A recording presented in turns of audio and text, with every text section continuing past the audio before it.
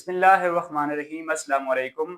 My name is Barak Ikram. Welcome back to my YouTube channel. Hope you are all doing well. So student, today we will start class number 13. In today's lesson we will learn about the use of have to modal verb. आज के lesson के अंदर हम have to का इस्तेमाल देखेंगे। पिछली class की अगर हम बात करें तो पिछली क्लास के अंदर हमने use of has और have देखा था, लेकिन आज के लेसन के अंदर हम देखेंगे use of have to। तो यूज ऑफ हैव टू का सबसे पहले तो हम देख लेते हैं पर्पस क्या है, किस मकसद के लिए हम हैव टू का यूज करते हैं। बाय डेफिनेशन आप देखें, to express necessity in the present.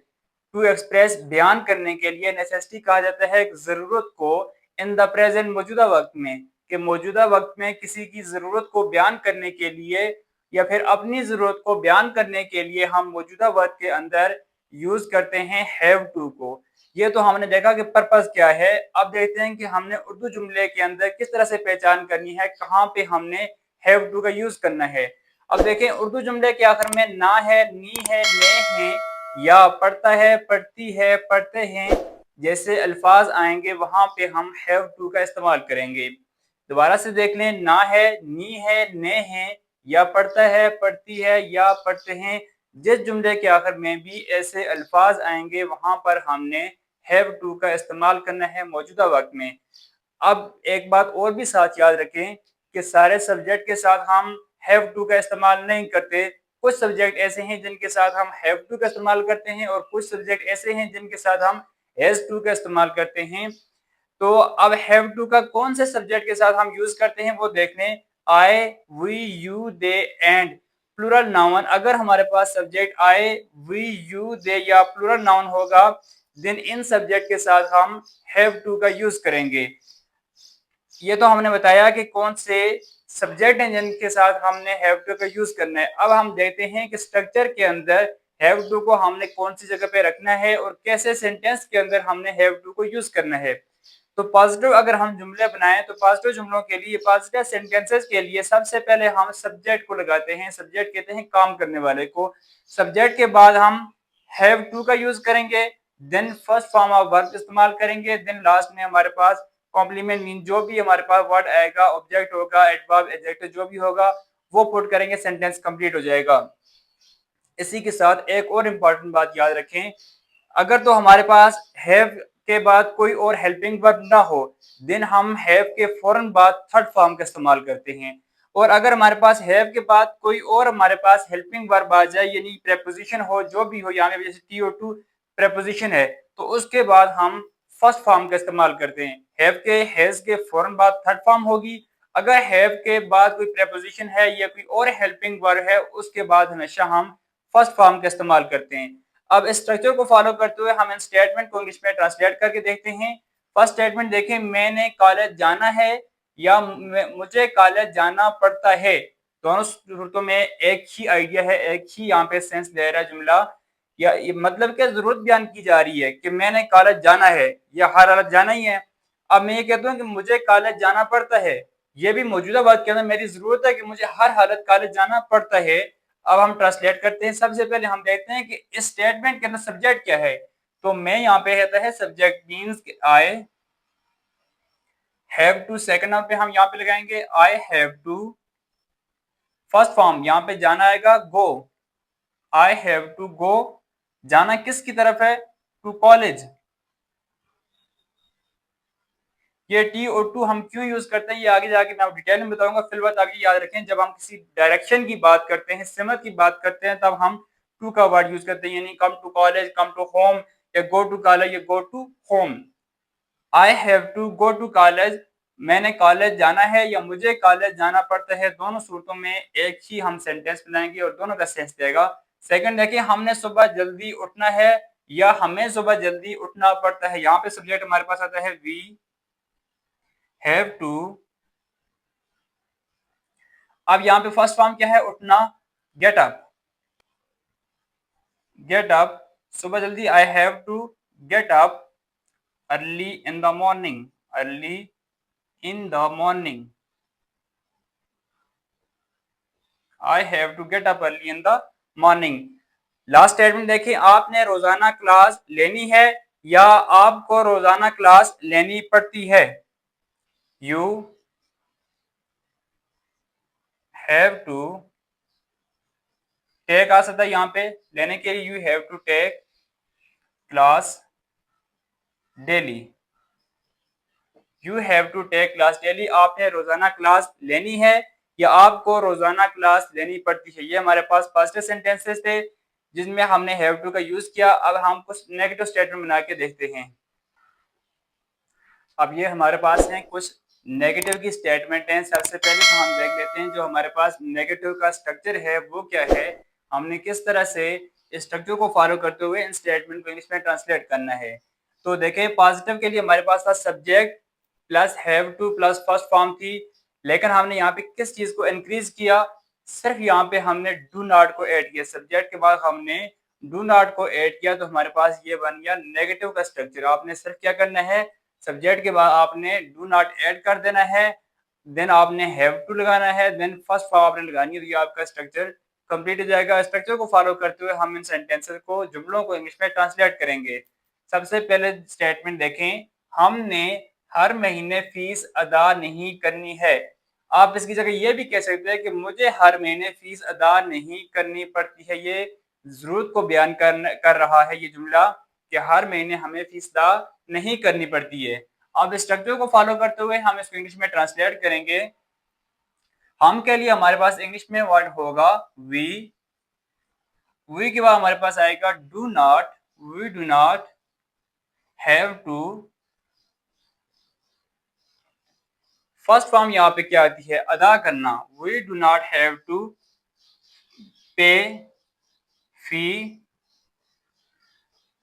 आगे क्या आता है, हर महीने, एवरी मंथ।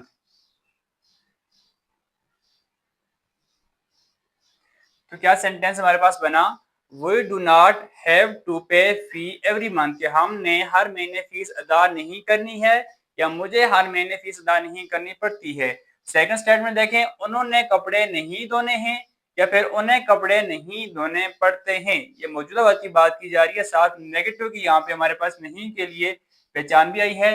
अब हम इसको इंग्लिश में ट्रांसलेट करके देखते हैं। तो उन्होंने के लिए हमारे पास इंग्लिश में वर्ड होगा they do not have to, they do not have to। धोने के लिए हमारे पास इंग्लिश में वर्ड होता है वॉश। आगे धोना क्या है, कपड़े, they do not have to wash the clothes, they do not have to wash the clothes। इसी स्ट्रक्चर को हम फॉलो कर रहे हैं और इनको स्टेटमेंट को इंग्लिश में ट्रांसलेट कर रहे हैं, साथ साथ देखिएगा। नेक्स्ट देखें, मैंने गाड़ी नहीं खरीदनी है या मुझे गाड़ी नहीं खरीदनी पड़ती है। दोनों सूरतों में एक ही सेंस दे रहा है ये सेंटेंस। मैंने मतलब कि I do not have to. खरीदने के लिए इंग्लिश में हमारे पास आता है word buy. I do not have to buy the car, I do not have to buy the car, मैंने गाड़ी नहीं खरीदनी है। ये हमारे पास तीन जो स्टेटमेंट थी, ये थी नेगेटिव की स्टेटमेंट जिनके अंदर हमने हैव टू का यूज भी किया और साथ ही एक चीज एक्स्ट्रा हमने ऐड की, वो हमारे पास था डू नॉट, जो कि हम नेगेटिव बनाने के लिए यूज करते हैं स्ट्रक्चर के अंदर, और इसी फिर डू नॉट को हम सेंटेंसेस में कोट करके अपना सेंटेंस को कंप्लीट करते हैं। अब हम देख लेते हैं कुछ इंट्रोगेटिव की स्टेटमेंट देख लेते हैं कि उनके अंदर हमने हैव टू को किस तरह से यूज करके सवाल बनाने हैं या किसी से सवाल करने हैं। अब सबसे पहले आप समझें कि नेगेटिव से हम जब इंट्रोगेटिव बनाते हैं तो हमने स्ट्रक्चर को कैसे चेंज करना है। मैंने ये इसलिए रिमूव नहीं किया कि इसी स्ट्रक्चर से हम इंट्रोगेटिव का स्ट्रक्चर बनाएंगे और साथ ही आपको समझ भी आ जाए कि किस तरह से हम बनाते हैं। पिछली क्लास में मैंने आपको एक चीज बताई थी, सब्जेक्ट के बाद आने वाला जो हमारे पास पहला हेल्पिंग वर्ब होता है उसके बाद हमने नॉट को पुट करना होता है। यहाँ पर देखिए हमने डू के बाद नॉट को पुट किया था, यानी कि सब्जेक्ट के बाद हमने डू नॉट पुट किया था। अब हमने जब बनाना है इंट्रोगेटिव बनाना है तो हमने ये कहा था कि नॉट से पहले वाला जो वर्ड है उसको उठाकर हम सब्जेक्ट से पहले ले आएंगे, यानी कि जिस वर्ड के बाद हमने नॉट लगाया है उसी वर्ड को हम उठा के सब्जेक्ट से पहले ले आएंगे।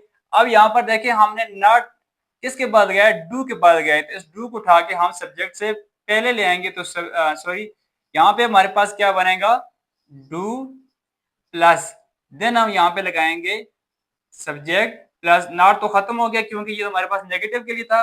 देन आएगा हमारे पास have to, then first form of verb, then हमारे पास जो भी आ गया लास्ट में क्वेश्चन मार्क आएगा।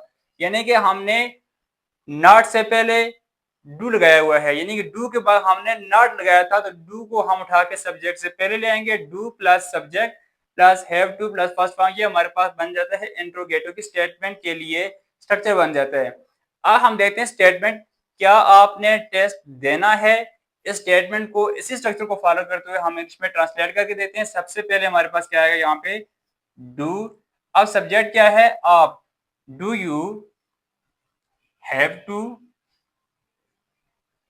Do you have to plus first form यहाँ पर देखिए हमारे पास देना give, do you have to give, आगे देना क्या है test, do you have to give the test, क्या आपने टेस्ट देना है। ये हमारे पास फर्स्ट स्टेटमेंट ट्रांसलेट होगी। सेकंड स्टेटमेंट देखें, क्या हमने डॉक्टर से मिलना है। सबसे पहले हमारे पास क्या है यहाँ पे डू, हमें अब आता है यहाँ पे we, do we have to, मिलने के लिए इंग्लिश में क्या वर्ड होता है meet the doctor, do we have to meet the doctor, क्या हमने डॉक्टर से मिलना है। लास्ट स्टेटमेंट देखें, उन्होंने अपना घर क्यों भेजना है।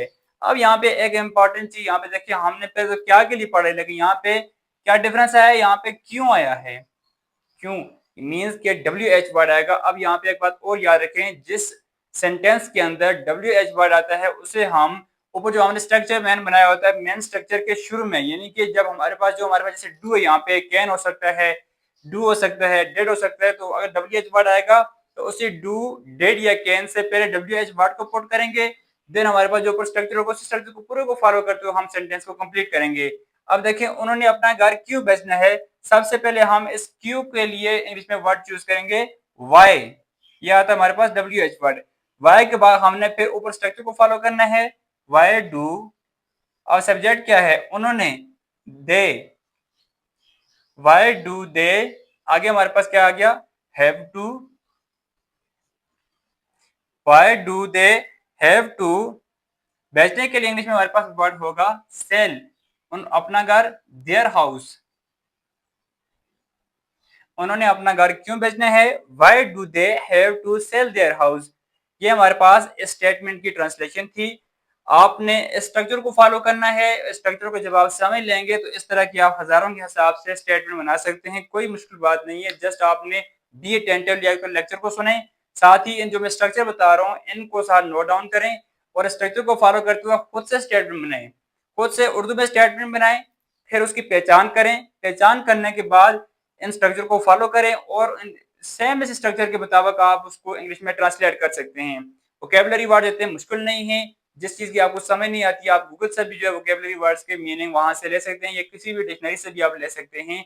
होप सो कि आज का लेसन आपको समझ आया होगा। अगर फिर भी आपका स्टिल कोई क्वेश्चन है देन आप कमेंट्स बॉक्स में इस लेक्चर के हवाले से पूछ सकते हैं। इसी के साथ अगर आपने पिछली क्लासेस हमारी नहीं देखी तो आप जाके क्लास नंबर 1 से जो है लेक्चर सुनना शुरू करें। देन अगर आप कंसिस्टेंसी के साथ चलेंगे हर एक चीज आपको क्लियरली समझ आ जाएगी। 2-3 क्लासेस के बाद हम टेंसेस को स्टार्ट करेंगे और उसके बाद हम फिर आगे स्टार्ट करेंगे एक्टिव वॉइस, पैसिव वॉइस वगैरह को स्टार्ट करेंगे। लेकिन जब तक हम ये चीजें नहीं पढ़ लेते तब तक हमें टेंसेस की भी क्लियर समझ नहीं आती। इस वजह से मैंने सबसे पहले मॉडल वर्ब यूज किए का पढ़ना शुरू किया कि मॉडल वर्ब हमारे हो जाएंगे। देन हम यहाँ पर आगे टेंसेस पढ़ेंगे, active voice, passive voice, direct and direct पढ़ेंगे, एक कंसिस्टेंसी के साथ चलेंगे। तो वीडियो अगर आपको पसंद आई है तो वीडियो को लाइक और शेयर जरूर कीजिए, साथ हमारे चैनल को भी सब्सक्राइब कीजिए। Thanks for watching and Allah Hafiz.